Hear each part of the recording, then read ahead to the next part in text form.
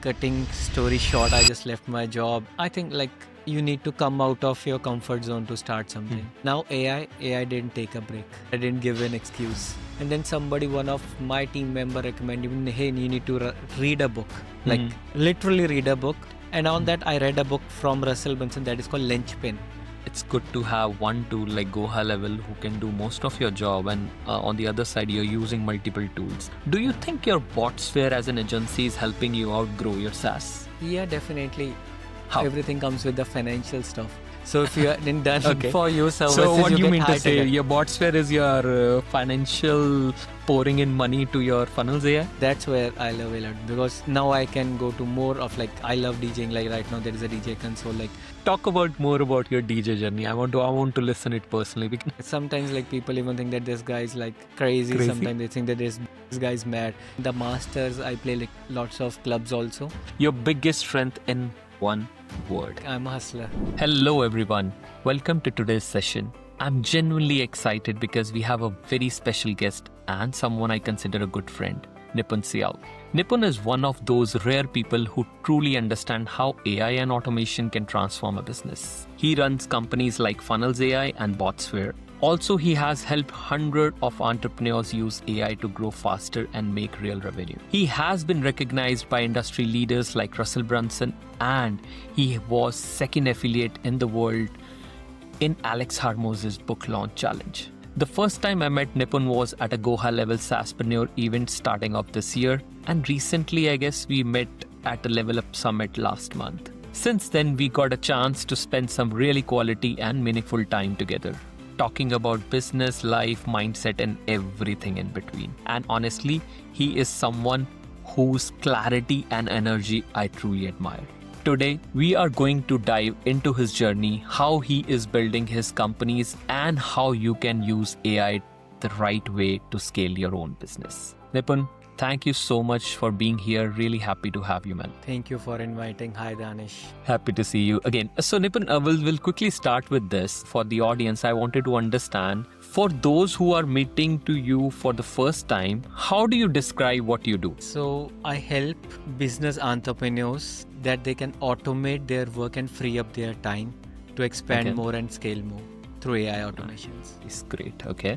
So, I mean, you have moved across different industries, as you mentioned, in our chat previously, that you have been doing into government projects in India. From a teacher to a SaaS founder, what makes you take that turn, bro? So like for teacher, my first brand was like EduSphere.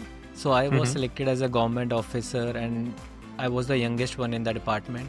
But I want to start something of my own. Like I want to start a business. I don't belong to a business family, but I love like how business people are doing good. So I think what I can start. So the best thing which I can start was like what I earned to get a government job. So I help people to get a government job. But when you start a business and you are a first gen entrepreneur, you're not that much experience what to do. And mostly like I have seen lots of people when they start a business, they are HR, marketer, they are CEO, everything. They need to play every role. Right. But now the biggest challenge with me was marketing. So I was scaling good, I know, but I was not getting the guys who can help me out to scale to the next level. So that's where like cutting story short, I just left my job and I have like my 18 to 19 centers running. Still, I don't know anything about marketing. Whatever I was I mean, learning. was it a planned thing or it was like just spontaneous? You had an idea and you said, So okay, I want to whatever. quit my job and let's go for it. I think like you need to come out of your comfort zone to start something. So like For as sure. an entrepreneur, like lots of people think like might be lots of people are watching your podcast. They will think they are doing job and they are doing 9 to 5. But every year, just like the new year is coming, every year they will be trying to start up their own business due to their family. Something like it's like a very risk taking, but we need to do it like. So that's where like the thing started and I keep on learning the stuff. But after COVID, like I was like before COVID, I was stuck in firefighting tasks. I just want to free up my time, but I'm not getting that much time to free because you are doing everything on your own and you have a team. Then again, sometimes the bad hiring is like getting more workload on yourself. So I always 100%. recommend to hire good. Like I learned a lot of things from you while hiring and SOPs part. But then in 19, I got time in COVID. everything was online. I already have my studios, like my tech platform was online. So I got time to know about. Then that's where I step into marketing. I love because I see that is not only my problem. All first gen, even like the second gen, third gen also, they have the same problem. Of how they can handle the stuff. Now AI didn't take a break. I didn't give an excuse. So that's true. We'll come to an AI part for sure in this episode for sure. I mean, I know you have a really interesting journey, and it was all the roller coaster ride which you have been sharing with me. Coming to your agency part, Botsphere, I mean, you run your agency Botsphere, and then you have launched your own SaaS, Funnels AI. Yeah. I mean, what inspired you to build this Funnels AI as a SaaS instead of just focusing on the services business? So I read a book after 2020, my mindset changed while I started reading books. Before 2019, I hate reading books. I hardly read 1 or 2 novels when I was in the hostel, college, somebody recommend. And it's very difficult. And 2019, 2021, I was just asking ChatGPT what is inside this book. When I see some post on a Facebook, Instagram, very inspiring. From this book, I just see cool. And then one of my team member recommended me, hey, you need to read a book. Literally read a book. And then I started reading book, and still it's very difficult for me to bookmark. I just purchase an iPad, and on the iPad on a free time I always do reading that. And on that I read a book from Russell Brunson that is called Lynchpin. So the book is called Lynchpin. And then I said, Russell Brunson is known for his book Traffic Experts, and all these kind of series which he has. I'm just hearing about this book first time. Was it his first book? No, it's a very latest book. I read all the books of Russell Brunson, Traffic Secret, from which I started doing the podcast. Whatever I read, I try to implement. So that's my biggest mistake. Earlier, I used to learn excited but not implementing anything. I always recommend it on the podcast, on my videos. Whatever you are reading, either read only one chapter but do implement that. It doesn't matter if somebody read a full book but doesn't implement a single stuff. And then in the Lynchpin, I read where the movement is going. The movement is going towards SaaS. And as a developer, I'm not from a developer background. I'm a civil engineer. I used to do high design, structure designing, coaching. So I don't rely more on developers. So in that case, I got some go high level, white label it, and then I got my wings. I know how the selling and other stuff. That's where the SaaS comes in. But I mean, your SaaS journey is really tremendous. I mean, I really wanted to congratulate you on winning the SaaSpreneur Gold Award this year. I mean, someone who wanted to start fresh on the SaaS side, specifically white labeling Go High Level SaaS. I mean, what advice would you give someone who want to get their first 100 customers? Okay, so it's gold and diamond 2 awards, but we'll talk about how gold and diamond 2 awards. But we'll tell how to start. So the first thing is just stick up with 2 to 3 benefits, not features benefit, because Go High Level overwhelmed with lots of features. And I think if you are trying to solve, you need to see what's your client want. If they want to free up their time, then automation part is good. But what if they are paying already to 4 to 5 tools? In that case, I think you can recommend a single tool at one place. Lots of people are hosting their website to WordPress. Then for automation, they are using Zapier, Make, and for Calendly, they are using. So if you can help them, instead of all these tools, you can use Go High Level. Then again, it's a key point. Third point is you need to find a niche. Okay. So, I mean, how do you describe someone who is starting new, how do they find the niche? So it's all about interest. Do not go with the fancy stuff. Hey, this is working. No, this is my niche. What you can thoroughly implement, in depth how exactly.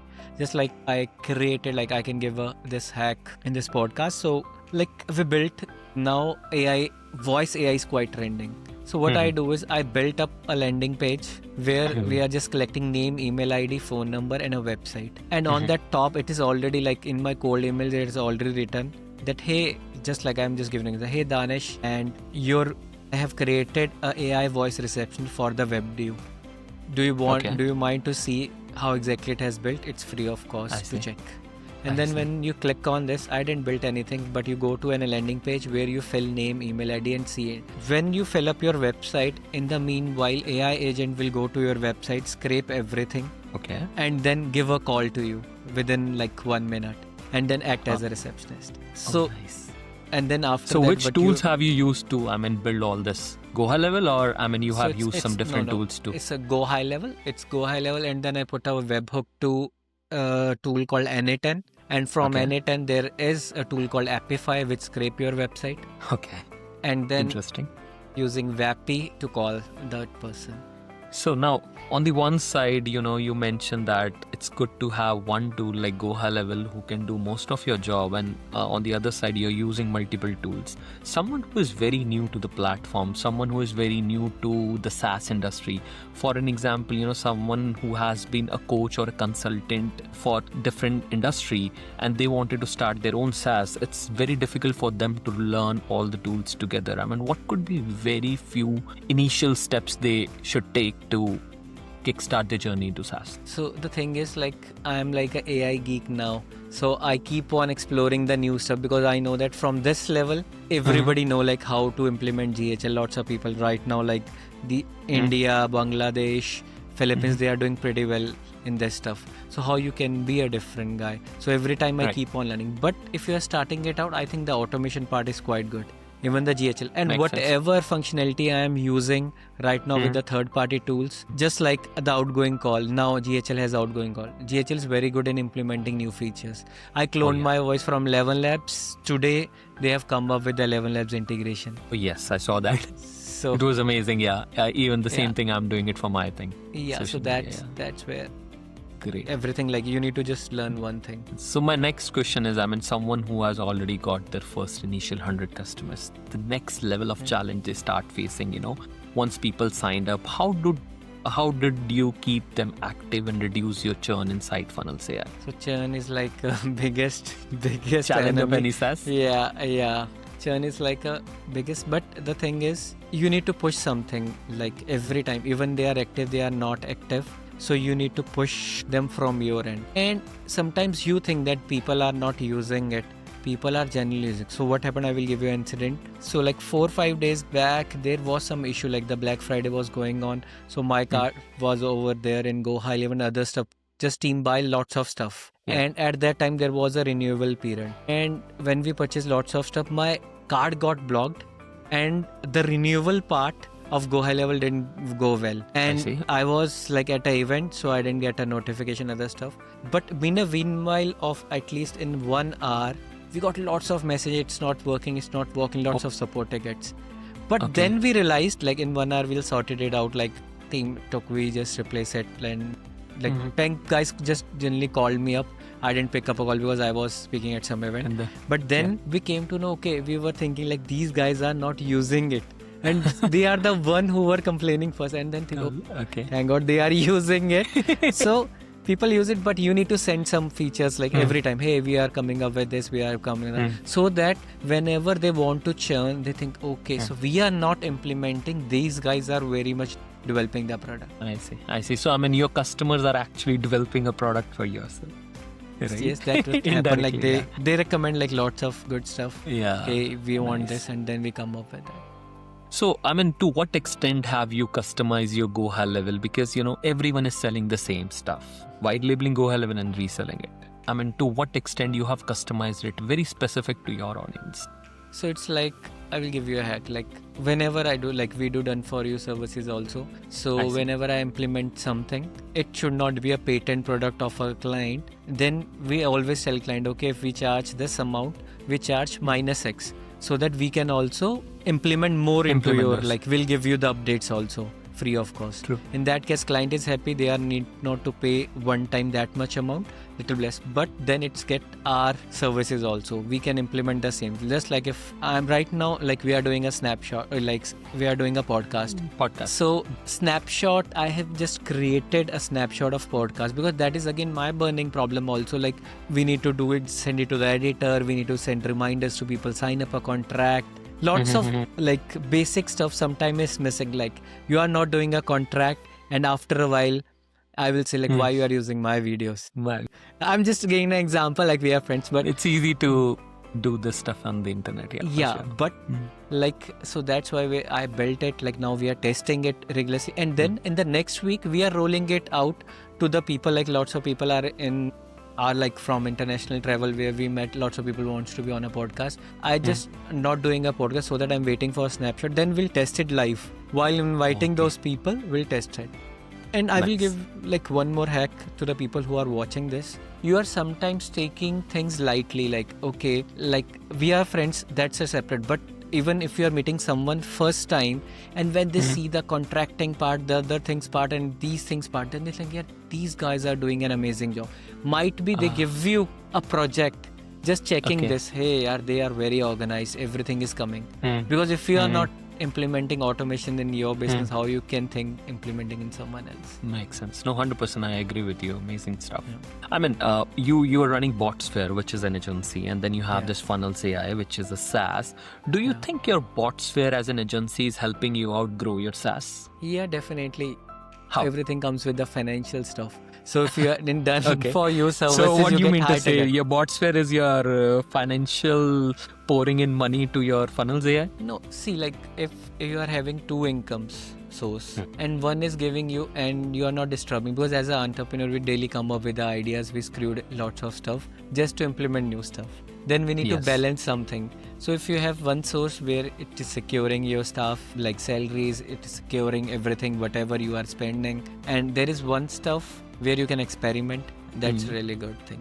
That's why I think. Makes sense. I mean, I want to go back a little bit and talk about your awards which you have received with Russell Brunson, and you have created a lot of offers, Comma Club Awards. I mean, you have created so many offers, right? Over the past few years or many years. I mean, what is the offer which really make it irresistible into this market? So what I want to tell you, like offers keep on changing. You need to see the market demand, like whatever things working 2 years back will not work now. Yes. These are the things like keep on changing. Like if we talk about earlier, high ticket was very much in demand. High ticket coaching, like everybody was selling like 10,000, 50,000 courses, 50,000. But now low ticket comes into picture. In between there was a trend of tripfire, like where $5 products, $7 products, these are trending.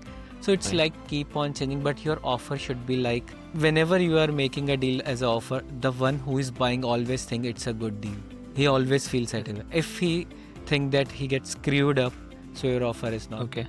I mean, as per your experience, what are kind of an offers which are really working right now in these days? So see, people, if I talk about today's offer, like it's all depend, like right now everybody's selling Black Friday, right? So everybody's bombarded with, hey, you need to do this, you need to do this. So I think if you do the opposite, not opposite, at least like, but in the market, 70% people are faking it up. Like if their product was $497, they are still selling it as a $497, but they are showing it is the product is of $700. Now the revise is $497. Now the people who really want to buy your offer, they might be visiting again and again on your website, and then they will think, okay, it's same. It's not like Black Friday, it's the same offer. Same offer. But the point is, Nipun, I have seen even the big companies, like, I went to US last weekend and I went to Target, and what I saw there, they have those stickers which says it's a Black Friday, but when I just took out that sticker in the back, the prices was same. So I mean, they were just heading it out as a Black Friday offer, but the pricing was same as the previous sale price. I mean, every big company is doing this gimmick for the audience. Do you think it's not the right way to do it? Because if you're calling it really a special offer on a Black Friday or Cyber Monday, it should be discounted that way. I think it should be discounted. The only problem is you will not get a loyal customers. So whenever you come up with your next campaign on the Christmas, they will think, okay, so there will be no urgency also. That, okay, so right now I will buy something else. Like if I will give you a preference, you will have a budget for Black Friday. See, everybody's having a budget. Like we'll take an example. So let's say I'm taking an example. You have a budget of $1,000 and you go to Target, you go to any site, and they were selling the same stuff at $700. Earlier the price was $700. And on the B shop, the price was $1,000, but it get revised to $600 for 4 days. Oh, nice. Now which product you will buy? Of course, shop B.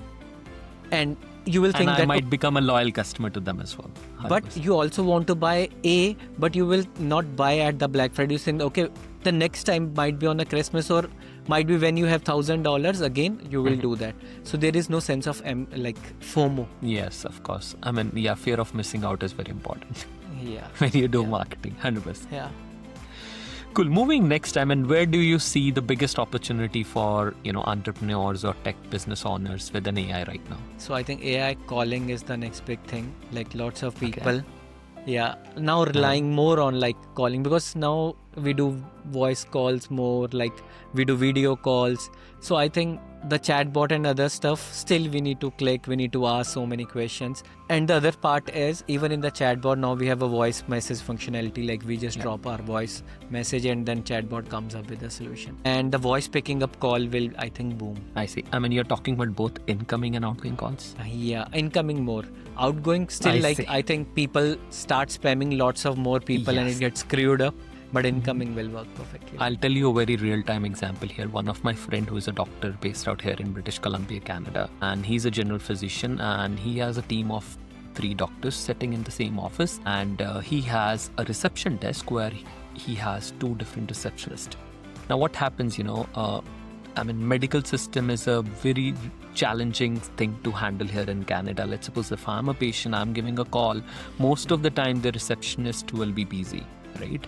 And what problem we solved for that very particular doctor, one of my very good friend, we have set up an AI receptionist. Whenever the calls comes in, we have actually asked the AI agent, we have trained the AI agent to pick up the call and book a meeting directly into doctor's calendar.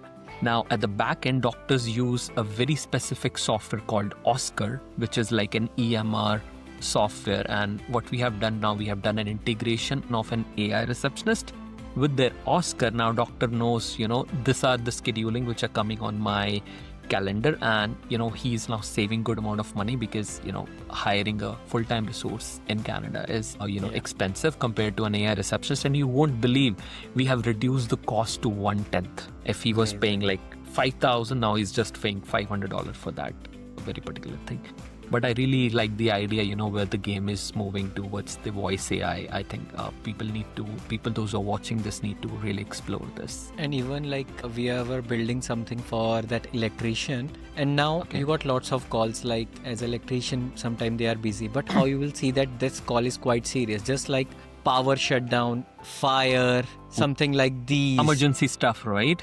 Yes. So what like we did is, like we put up these keywords as alarming keywords, where whenever a chatbot sees these keywords, it will trigger a call to a electrician immediately, because you need to categorize which. And I think this same applies to the doctors also, like if something is like emergency, and then that someone needs to address that call. And then sometimes like AI start, like in some cases of emergency, I see like when AI hallucinate, and then in that case he just calming that people. Oh, it's so bad news, so wait, so sorry to hear that, these kind of stuff. In that case, in like fire, nobody gonna listen that. So in that case, it needs to trigger. Makes sense. And what kind of tools are you using? You mentioned about WAPI. Is there any other tool you're using for voice AI? So voice AI right now, like Go High Level comes up with outgoing calling. So I think we don't need to integrate a different part, but still I use I have put my hands on Synthflow Retail and WAPI. I see. Okay. One of very good tool I really wanted to mention here to the audience. There's a tool called Thinker. One of my very good friend, Mr. Gulati, he lives in the same neighborhood where I live. He has developed this tool called Thinker. It's spelled as THINKRR.ai is the domain name. And we are using that tool at the back end, and they give you a lot of configuration. You don't need to do that kind of a messy stuff of, writing a code or, making things talk to each other. They ask you with a very simple prompts, Nipun, and you just give them the, answers to those prompts, and the AI agents get trained at the back end. We are using that tool at the back end, even doing an outgoing calls and even receiving the calls for our clients. Thank you. So moving forward, we have talked about your business, your brands. Now let's talk about your leadership and the system and the stuff which you have developed at the back end. What is the biggest mistake you have made in your business that taught you the most valuable lesson? I mean, everyone has done some mistakes. Lots of I have a big list of the mistakes. So the biggest lesson was what I learned is sometimes you think that you are paying someone a high salary or high payout. So he will solve most of your problems. No, that's not true. Yeah, that's where like sometimes I keep on hiring, okay, this guy is good, this guy is, I'll need to pay. But then I think, okay, no, that's not a case. It's all about like the psychology of a person, how much leadership that guy has. You need not to take everything burden on your end. I mean, I would like to share my hiring formula, which I personally use. I mean, believe me or not, I have interviewed more than 5,000 people in my whole career of last 15 years. And there was a time, 120, 30 full-time people was working for WebDue, my agency, and there were like 20, 30 contractors here and there.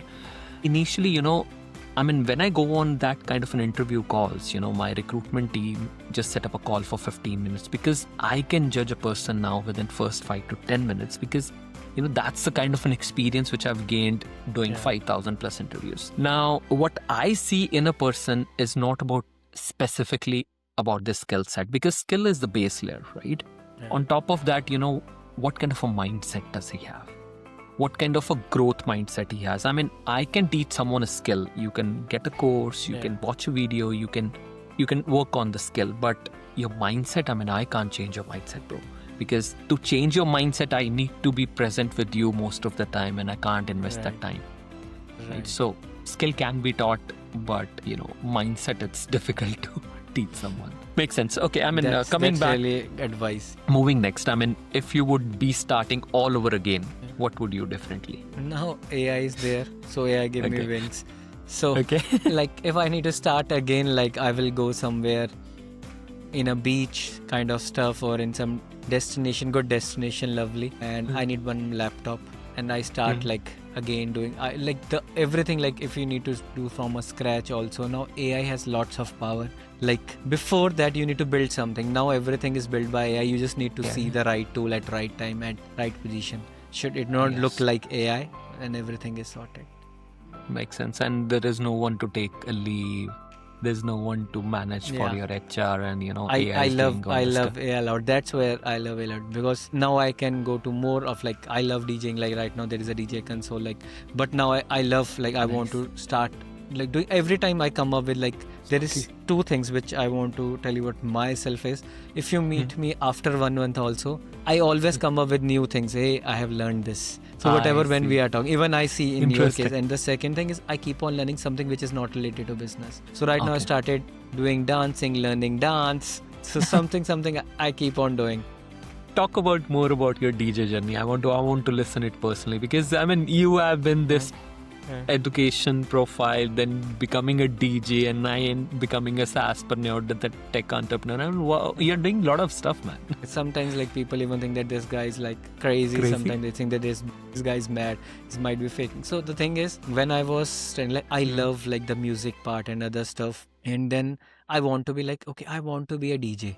I said like, okay, but when you are doing engineering, there is lots of pressure from your like house also, like your parents and other stuff. Hey, you need to study, who will do this stuff? And then I said like how I can learn DJ. It's very difficult. But at that time it was like you can say like $1,000 to learn the DJ stuff. The minimum was $1,000. It was like in 2010 also like $700, $800 everybody takes to be a DJ, and it's very high amount. It's more than my study fees for the university. Oh yeah, 100%. No. And then when I was doing engineering, so I started teaching like somebody like give me like 2-3 students. I was not that much studious, but here it helped me out with the side income. And then what I did is I go to like lots of clubs. I do like party a lot, and in that case I every time goes to the DJ and see what are the equipments, what he is using, and I always see, and I always ask them by exchanging a number, do you help me to learn those stuff? And then everybody guys will say $800, $900 because they also spend the same money. Spend the same amount. Yeah. And then I was at their one function and the DJ was not like playing well. He was like doing, but my ears, like I was good in listening the sounds and other stuff. I can easily recognize that the track is not syncing up. And then again I go to that guy, hey, you are playing very much good. Like I love you are doing. Can we? And then again the same funnel. Can you help me to learn the stuff? Learn the stuff. By doing that. Then he said like, because he was very new, he was not playing well. Then he said, okay, again he said like $500. And then by negotiation will come to $50 or $60, and that too in the partial. $500 to $50, $60. And like I hardly 100, and that was like I will learn over there in weekends, and it was like $20-$30 per visit, something like this. It was very low, but it was very high for me, but I was earning something. And then what I did is I give that guy, okay, let's make a deal. Then on the weekends I tell my parents, like, I started some personality development courses and other stuff. And then I, like, every time I go over there and start learning the new stuff from him. That's where I started learning. And then in the masters I play like lots of clubs also. Then I said like, okay, now my journey is towards edtech, and I don't want to like leave that stuff. But when I was like in like 3rd, 4th year of business, I started learning separately. Like I went to Delhi to some studios where I started learning the music, how to do the production. Then Nice. But you need to give time to everything. Like the piano and other stuff is over here also. There is studio. One of But my that's friend, he yeah. is too much into music. He always says, you know, once a musician is always a musician. Yeah. Cool. I mean, before we wrap this up, you know, I have some rapid fire questions for you, Nipun. Okay. Sure. I mean, you need to be as rapid as possible. Yeah. Okay. Yeah. Cool. The first question is, one book that changed your life. Atomic Habits. Your favorite business tool right now. Go high level. One thing every digital entrepreneur should avoid. Master of everything and try to master everything. Okay. Makes sense. Your biggest strength in one word. Biggest strength of me in one word, like I'm a hustler. Hustler, bro. Nice. What motivates you every morning? Don't tell me coffee. I am not a morning person, so I wake up at like 12 to 1 p.m. I mean, whenever you wake up, what motivates you to, you know, get out of the bed and say, okay, I need to go to work or something like that? So I want to be like top 10 marketer of a world. So my journey is still far. No, it's not far. Yeah. I can actually see you there for sure. Yeah. Thank you. Cool. I really appreciate that. Thank you so much, Nipun. This was honestly a fantastic conversation. I really appreciate you sharing your journey, your challenges, your wins, and the strategies that might help, you know, audience grow both on the SaaS and the agency side. I know everyone watching today is taking away something they can apply immediately in their own business. If you find this helpful, go follow Nipun Syal, learn from his content, and check out what he is building. He is doing an incredible work, and there's so much you can learn from him. Nipun, once again, bro, big thanks for your time. Looking forward to many more conversations together, both on and off camera. Thank you, Yeah. everyone. Have a And I great want day to- and keep building.